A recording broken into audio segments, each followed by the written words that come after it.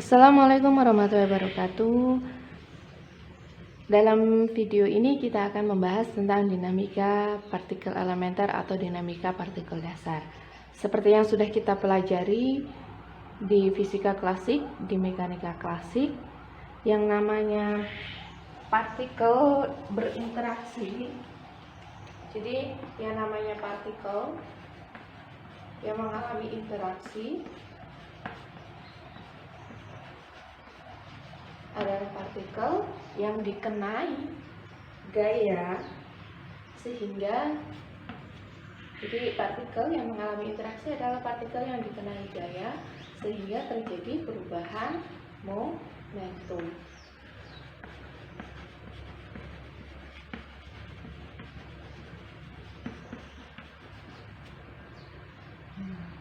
Jadi awalnya misalnya P1, kemudian dia berubah menjadi PAC. Ya. Jadi yang namanya partikel yang mengalami interaksi ini dalam klasik ya. Seperti yang kita ketahui dalam klasik, partikel yang mengalami interaksi adalah partikel yang dikenai gaya sehingga menyebabkan perubahan momentum. Nah, kalau dalam teori medan kuantum itu mengharuskan interaksi itu di satu titik. Jadi kalau dalam teori medan kuantum, interaksi itu harus di satu titik yang sama secara lokal. Nah, di setiap titik itu ada yang namanya hukum kelestarian momentum 4.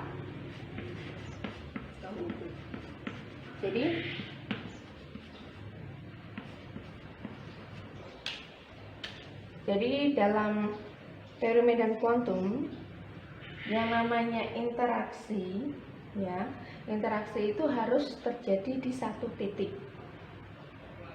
yang sama secara lokal. Nah, di setiap titik ini berlaku hukum kelestarian momentum 4 P mu.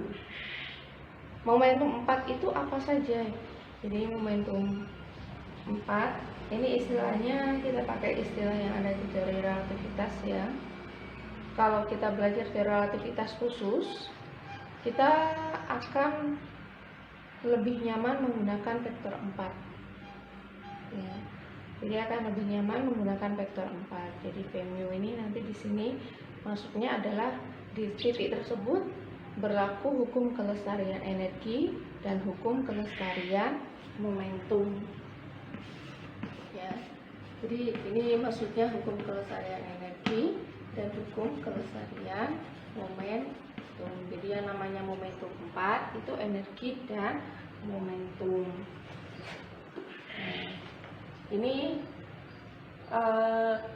Nah, untuk membahas dinamika partikel elementer seperti yang kita sudah ketahui ya, untuk partikel elementer yang akan kita tinjau di fisika partikel ini kan ukurannya sangat kecil sekali ya.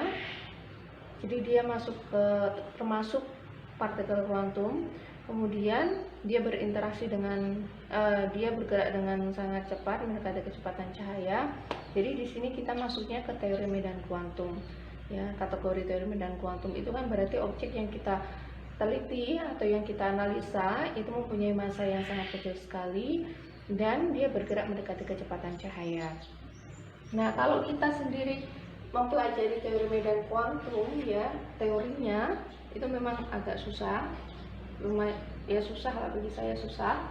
Nah, untuk mempermudah, jadi kita bisa menggunakan cara pembelajaran yang paling mudah, yang paling sederhana itu dengan menggunakan diagram Feynman.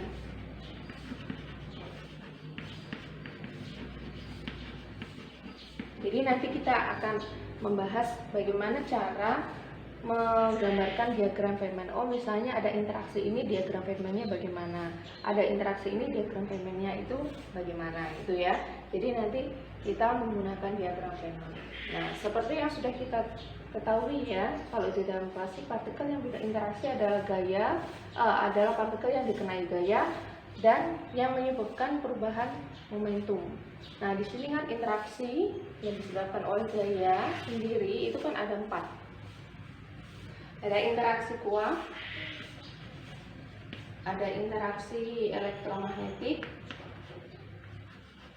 ada interaksi lemah, dan ada interaksi gravitasi. Kalau misalnya dilihat dari kekuatannya, ya, yang paling kuat itu pastilah adalah ya interaksi kuat. Makanya dia disebut sebagai interaksi kuat karena kuat ya interaksinya ya. Nah, dia besar kekuatannya adalah 10. Kemudian elektromagnetik itu 10 pangkat 2. Kemudian interaksi lemah. Kenapa dia disebut sebagai interaksi lemah? Karena partikel pembawa interaksinya itu dia bermassa ya, sehingga interaksinya itu lemah. Ini 10 pangkat min 13. Kemudian untuk interaksi gravitasi lebih kecil lagi, yaitu 10 pangkat min 42. Ini kekuatannya. Kalau kita bandingkan antara interaksi kuat, interaksi elektromagnetik, interaksi lemah, dan interaksi gravitasi itu tingkat kekuatannya seperti apa. Kemudian teori yang mempelajari ya, teori yang mempelajari tentang interaksi kuat itu disebut sebagai chromodynamic. Ya, QCD. Quantum chromodynamic.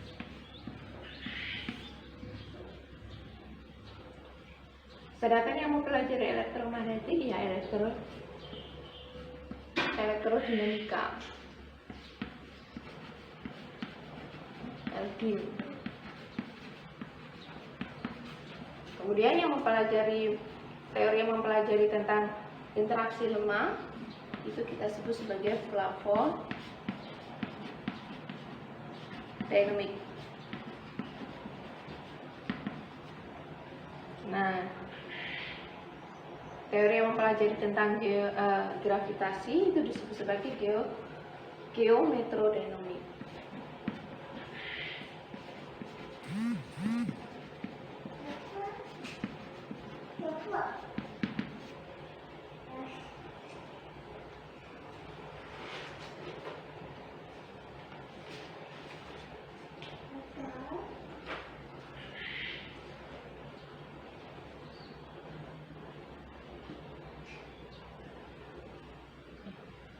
Nah ini kemudian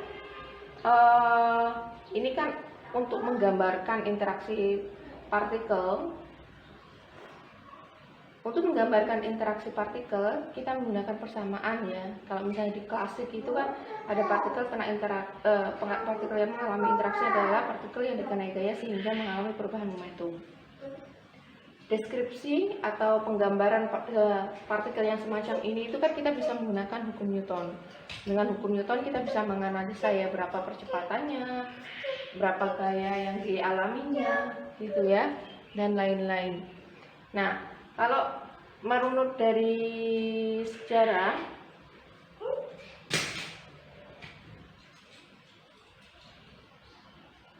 persamaan yang menggambarkan tentang, jadi kita kan sudah belajar kuantum ya. Jadi kan kalau di kuantum itu ada yang namanya persamaan Schrödinger. Jadi persamaan Schrödinger ini persamaan yang menggambarkan dinamika partikel kuantum ya. Jadi ini menggambarkan dinamika partikel kuantum.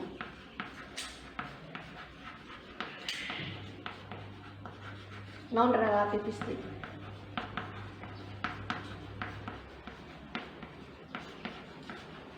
Jadi persamaan Schrödinger itu menggambarkan partikel kuantum non relativistik.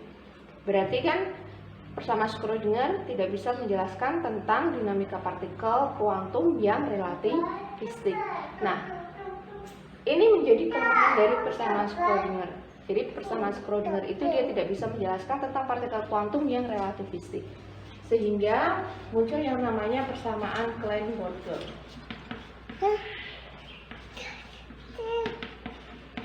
Nah, persamaan Klein-Gordon itu bisa menjelaskan tentang dinamika partikel kuantum yang relativistik.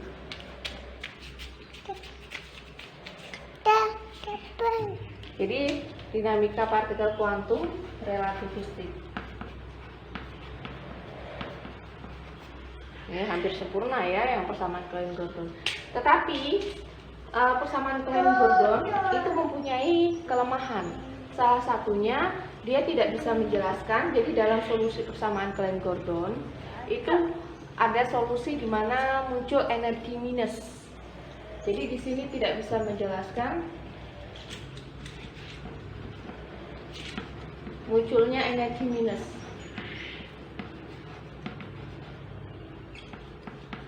Yang maksud dari energi minus itu apa? Itu tidak bisa dijelaskan oleh persamaan Klein-Gordon. Kan seperti yang kita ketahui, energi itu tidak mungkin minus ya. Jadi energi itu dari 0 sampai dengan tak hingga. Jadi tidak ada yang namanya energi minus. Nah, ini kok muncul solusi dalam persamaan Klein-Gordon? Itu muncul solusi yang namanya energi minus. Jadi kalau kita tuliskan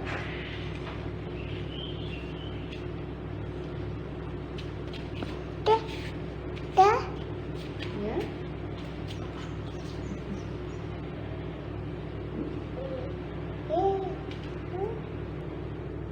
Mohon maaf ya, ada iklan sebentar tadi. Jadi dinamika partikel kuantum digambarkan oleh kuantum non relativistik oleh persamaan Schrödinger. Kemudian kelemahan dari persamaan Schrödinger tidak bisa menjelaskan yang kuantum relativistik. Nah, dalam persamaan yang bisa menjelaskan adalah persamaan Klein-Gordon. Tetapi dalam persamaan Klein-Gordon itu ada kelemahan, yaitu muncul solusi energi negatif. Jadi E itu sama dengan plus minus akar C kuadrat plus M kuadrat C pangkat 4. Nah, ini kan berarti solusinya ada dua, ada energi positif dan ada energi negatif. Nah, persamaan Klein-Gordon itu tidak bisa menjelaskan tentang energi negatif ini. Solusi dari energi negatif ini loh, maksudnya energi negatif itu apa? Masa partikel punya energi negatif gitu kan? Itu tidak kesulitan ya persamaan Klein-Gordon untuk menjelaskan ini. Nah, untuk menjelaskan, dalam rangka untuk menjelaskan solusi energi negatif, muncul yang namanya persamaan Dirac. Jadi dalam persamaan Dirac, energi negatif itu diinterpretasikan sebagai antipartikel ya. Jadi dalam persamaan Dirac ini, energi yang mempunyai solusi negatif itu diinterpretasikan sebagai antipartikel. Jadi antipartikel itu mempunyai massa yang sama seperti partikel, hanya saja muatannya berlawanan. Nah, ini semua persamaan ini kan nanti dibahas di mekanika kuantum lanjut, tetapi secara garis besar semacam ini. Jadi secara garis besar semacam ini. Nah, kalau yang ini kan cuma dituliskan dalam persamaan biasa ya. Lebih amannya kalau misalnya kita ingin menggambarkan interaksi partikel ya, dinamika partikel elementer, kita menggambarkannya menggunakan Lagrangan ya. Jadi kita menuliskannya dalam bentuk Lagrangan. Karena kalau kita tuliskan dalam bentuk Lagrangan itu dijamin invarian ya, invarian terhadap transformasi Lorentz. Jadi kalau semisal kita kasusnya itu pindah ke rangka acuan, jadi tetap sama hukum-hukum fisika yang berlaku di sana gitu. Jadi kenapa kita harus menuliskan dinamika partikel dalam bentuk Lagrangan? Karena ini dijamin ya, karena Lagrangan itu invarian terhadap transformasi Lorentz ya. Jadi kalau misalnya kita pindah ke rangka acuan, kita tidak usah ragu ya, tidak usah bingung nanti persamaannya itu akan tetap sama atau tidak.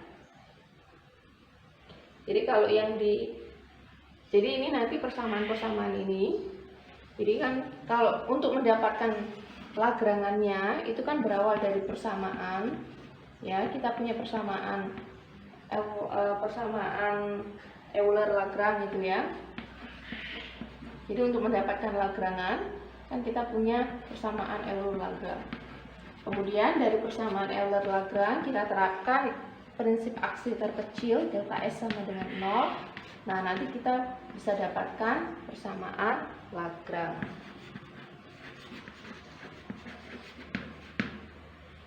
Nah, ini nanti dari persamaan Schrödinger, persamaan Klein-Gordon, ya, itu juga kita cari Lagrange-nya seperti apa, bentuk Lagrange-nya itu seperti apa. Nah, karena kenapa kita tadi kan sudah kita singgung ya, dinamika partikel, alangkah lebih baiknya deskripsinya atau penggambarannya kita menggunakan Lagrange. Jadi kita tidak menggunakan persamaan Schrödinger, persamaan Klein-Gordon dan persamaan Dirac, tetapi kita menggunakan Lagrange-nya ya. Jadi nanti kita menggambarkan Lagrange, menggambarkan partikel menggunakan Lagrange Klein-Gordon dan menggunakan Lagrange Dirac.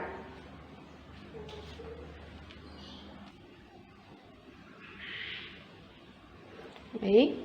Nah, untuk persamaan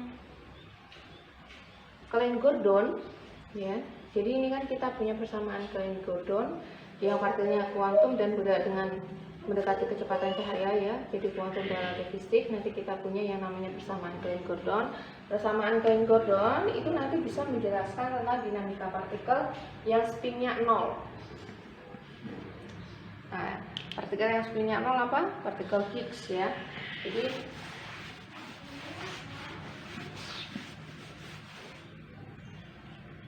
ini partikel Klein-Gordon.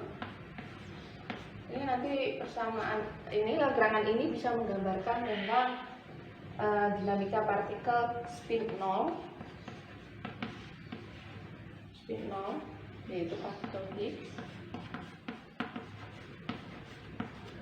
Boson Higgs. Kemudian untuk yang Dirac ini nanti bisa menjelaskan tentang dinamika partikel spin tengahan, yaitu fermion ya, spin setengah.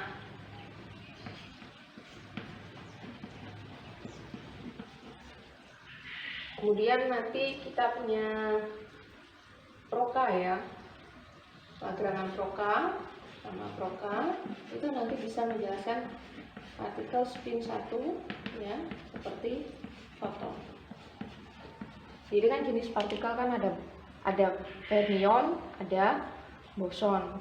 Fermion sendiri itu kan partikel yang spinnya tengahan. Nah, dinamika partikel fermion ini itu digambarkan oleh Lagrange Dirac. Kemudian untuk yang boson itu kan spinnya kan bulat ya, ada yang 0, ada yang 1. Nah, untuk yang dinamika partikel yang spinnya 0 itu bisa menggunakan Klein-Gordon. Kemudian kalau untuk yang spinnya 1 seperti foton kita bisa menggunakan Lagrange Broca. Jadi boson itu kan kalau dari interaksi elektromagnetik, mediatornya adalah foton. Interaksi lemah, mediatornya adalah partikel W plus minus dan Z. Kemudian interaksi kuat itu kan gluon. Interaksi gravitasi adalah graviton. Nah, kemudian Higgs ini apa? Jadi partikel Higgs ini adalah partikel yang bertanggung jawab untuk memberikan massa ke partikel-partikel yang lain. Jadi seperti yang kemarin kita sudah bahas ya, mulai dari Bang ya. Jadi alam semesta berawal dari sesuatu titik singular ya. Kalau secara matematisnya kita sebut titik singular ya, sebuah titik yang sangat masif sekali. Kemudian Bang, setelah Bang itu kan terjadi, kalau misalnya kita menggunakan teori inflaton, teori partikel inflaton itu meluruh menjadi partikel-partikel yang lain ya. Jadi pada awal alam semesta, kenapa alam semesta itu sangat panas sekali? Karena dari misalnya ada partikel inflaton, kemudian dia meluruh menjadi partikel-partikel yang lain. Nah, setelah peluruhannya partikel-partikel yang lain ini, partikelnya itu tidak bermassa semua. Jadi hampir seperti foton, makanya energinya sangat besar sekali ya. Jadi dia tidak bermassa. Kemudian ketika nanti alam semesta itu energinya sekitar 100 GeV ya, sekitar 100 GeV itu terjadi kerusakan simetris secara spontan ya, dimana partikel Higgs itu mengambil nilai VeV-nya, nilai harap vakumnya. Nah, ketika mengambil nilai harap vakumnya, kemudian dia bertanggung jawab memberikan massa-massa ke partikel-partikel yang lain. Jadi ketika awal alam semesta, partikel itu semuanya tidak bermassa. Kemudian terjadi symmetry breaking gitu ya. Partikel Higgs memperoleh nilai harap vakumnya, kemudian partikel Higgs ini memberikan massa ke partikel-partikel yang lain. Seperti misalnya elektron ya. Elektron di awal atau misalnya tauan di awal penciptaannya dia tidak punya massa, tetapi kemudian setelah partikel Higgs itu mendapatkan nilai harap vakum, dia diberi massa.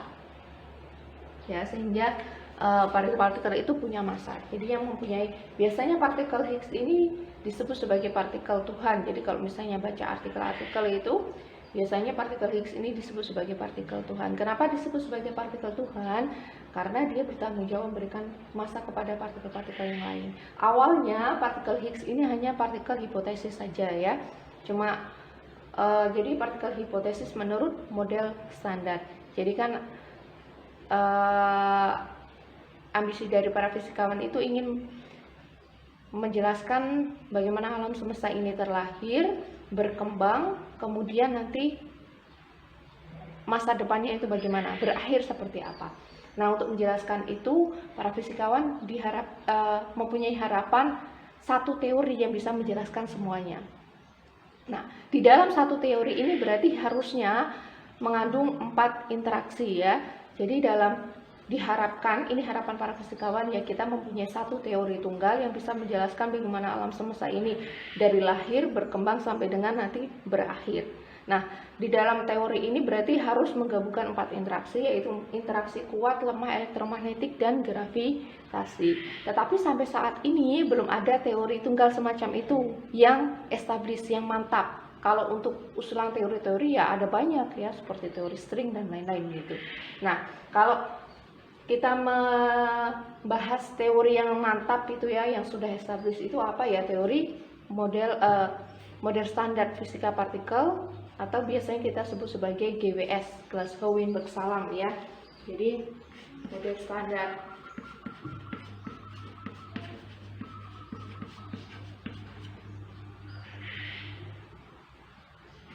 atau GWS, Glasgow-Winburg-Salam. Jadi GWS. Jadi ini model standar yang established ya, yang sampai sekarang menjadi rujukan yang bisa menjelaskan ambisi tadi. Nah, pastinya model standar ini tidak berdiri sendiri ya. Jadi untuk menjelaskan itu kita harus menggabungkan model standar di fisika partikel dan model standar di kosmologi, pakai menggunakan FLWR gitu ya. Nah, karena kita fokus di fisika partikel, berarti nanti akan kita bahas model standar. Jadi partikel Higgs ini awalnya adalah hipotesis ya, partikel hipotesis yang diusulkan oleh model standar. Kenapa model standar itu kita pakai sebagai pedoman? Karena ternyata partikel Higgs itu berhasil ditemukan sekitar tahun 2012. Jadi kenapa model standar itu kita jadikan patokan? Karena banyak sekali keberhasilannya, dia bisa memprediksi massa partikel B dan Z. Kemudian yang terbaru kemarin itu ternyata partikel Higgs yang dihipotesiskan pada model ini itu ternyata bisa ditemukan juga gitu ya.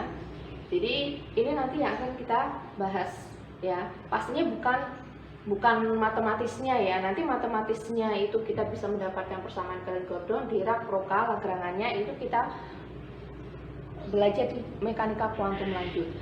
Nah, yang akan kita pakai di sini adalah solusinya. Kita langsung jadi gitu ya. Kita menggunakan solusinya atau kita mengaplikasikannya gitu. Nah, untuk menggambarkan kalau menurut model standar kan tadi itu kan kita diharapkan mempunyai satu teori tunggal yang bisa menggabungkan yang di dalamnya itu ada penggabungan 4 interaksi. Tapi sayangnya sampai sekarang belum ada. Nah, model standar sendiri itu baru 3 interaksi yang digabungkan. Jadi ada interaksi kuat, ya, lemah, dan interaksi elektromagnetik. Sedangkan interaksi gravitasi itu belum, ya, belum. Di sini tidak disatukan, ya. Nah, bagaimana caranya? Ini kan kita kan kalau misalnya untuk materi kuliah yang lain ya, misalnya fisika zat padat atau material gitu ya, itu kan bisa kita eksperimenkan. Nah kalau misalnya fisika partikel itu bagaimana ya, bisa dieksperimenkan gitu. Tapi kan kita bekerjanya kan bukan di eksperimennya ya, tetapi di teorinya. Nah kalau di teorinya itu bagaimana caranya kita bisa mengetahui atau bisa ngotak-ngatik gitu ya, pastinya dengan menggunakan persamaan ya. Nah interaksi kuat sendiri itu diwakili oleh grup tera SU3, interaksi lemah diwakili oleh SU2, interaksi elektromagnetik diwakili oleh U1. SU2 itu apa? SU3, SU2, U1 ini pastinya sudah didapatkan di teori grup ya. Spesial unitary 3x3, spesial unitary 2x2 ya. Nah, kemudian U1. Nah, partikelnya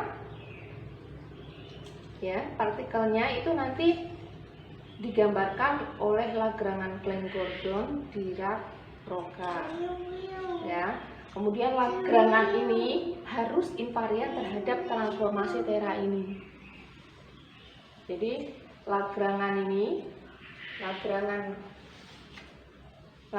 yang menggambarkan partikel yang akan kita tinjau itu harus invarian terhadap transformasi tera ini. Nah, kalau kita ingin mempelajari interaksi untuk menjelaskan 3 interaksi ini ya, kita bisa menggunakan teorema Noether.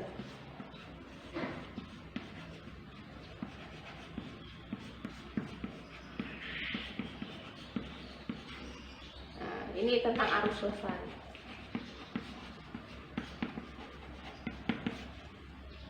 Jadi teorema Noether itu bagaimana? Jadi teorema Noether untuk setiap transformasi terhadap Lagrange yang menyebabkan Lagrange invarian itu pasti ada suatu arus yang lestari. Jadi pasti ada yang namanya arus yang lestari.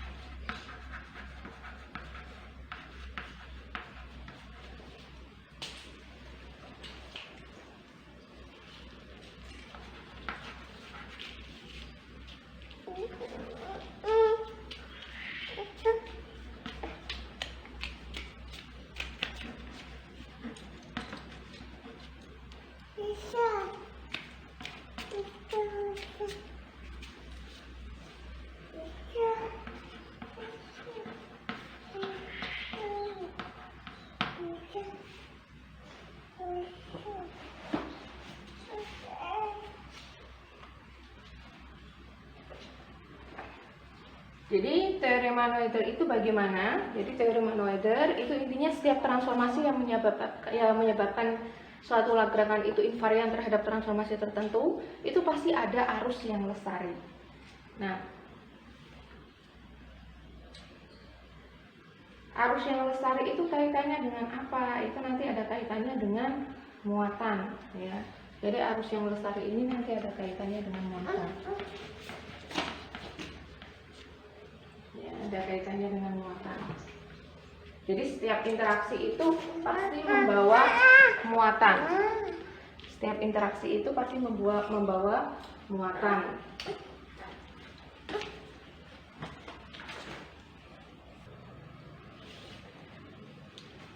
Nah, misalnya ya, jadi intinya setiap transformasi yang menyebabkan Lagrange invarian itu pasti ada arus lestari. Nah, arus lestari itu kaitannya dengan muatan.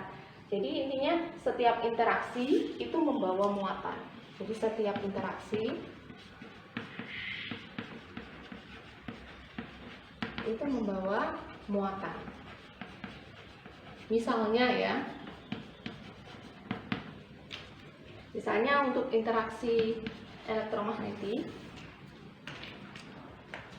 itu kita simbolkan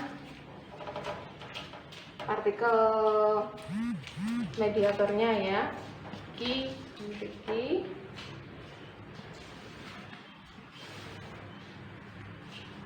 Ini pusat elektromagnetik ya. Kemudian untuk interaksi lemah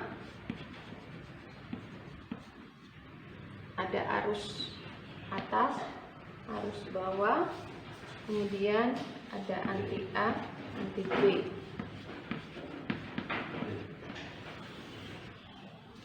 Kemudian interaksi kuat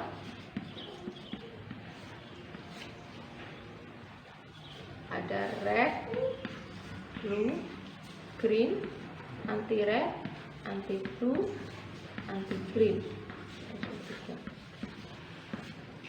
Nah, kita akan mempelajari interaksi ini menggunakan teorema Noether ya. Kita berusaha menjelaskan 3 interaksi melalui teorema Noether. Nah, sebelum kita masuk ke teorema Noether, dan kita mau pakai diagram Feynman ya. Ada beberapa yang perlu kita sepakati.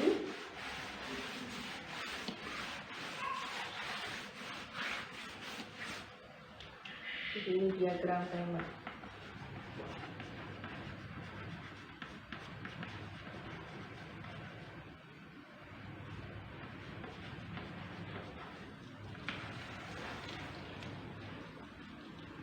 Yang pertama, arah waktu itu ke kanan. Ya, arah waktu itu ke kanan. Kemudian yang kedua, untuk partikel ya, yang menyatakan partikel itu di sini.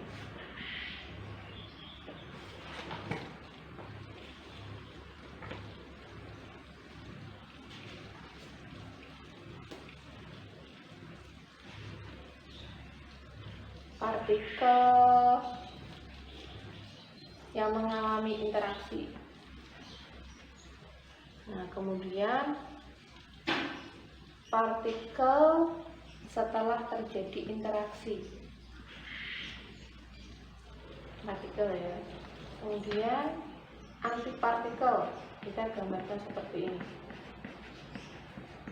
Antipartikel yang mengalami interaksi berarti begini. Kemudian antipartikel setelah terjadi interaksi berarti begini. Ya. Partikel, antipartikel. Jadi kalau partikel sama antipartikel itu kita gambarkan lurus, garisnya lurus ya. Cuma kalau misalnya sebelum interaksi ya, yang mengalami interaksi itu partikelnya begini ya, arah panahnya itu masuk ke titik. Kemudian setelah interaksi partikel itu panahnya itu menjauhi titik. Kalau antipartikel, untuk yang antipartikel yang mengalami interaksi ya, itu arah panahnya menjauhi titik. Kemudian setelah interaksi arah panahnya itu menuju ke titik. Kemudian untuk mediator berupa misalnya foton itu kita gambarkan seperti ini. Nah, ini foton. Kemudian gluon itu begini.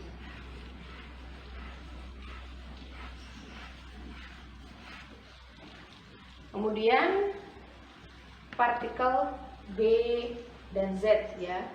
Partikel B plus minus dan Z. Nah, ini kalau di mana? Di Griffith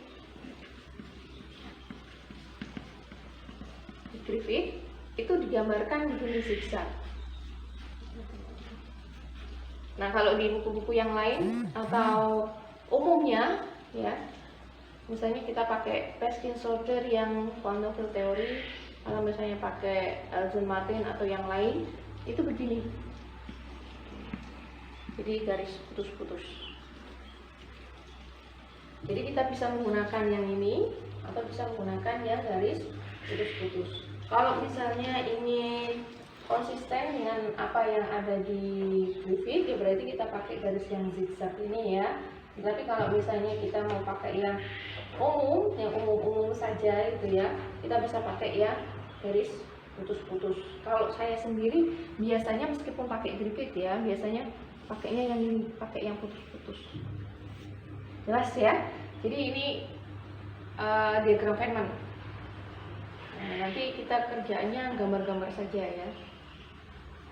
Oke, kembali lagi kita sudah tahu cara penulisan diagram Feynman. Ya dasarnya ya, dasarnya seperti ini. Kemudian tujuan kita mau menjelaskan kerja interaksi melalui teorema Noether atau melalui arus yang lestari. Oke, kita berawal dari interaksi yang pertama dulu ya. Jadi kan tujuan kita mau menjelaskan tiga interaksi menggunakan teorema Noether. Nah, kita ambil satu interaksi dulu, yaitu interaksi elektromagnetik.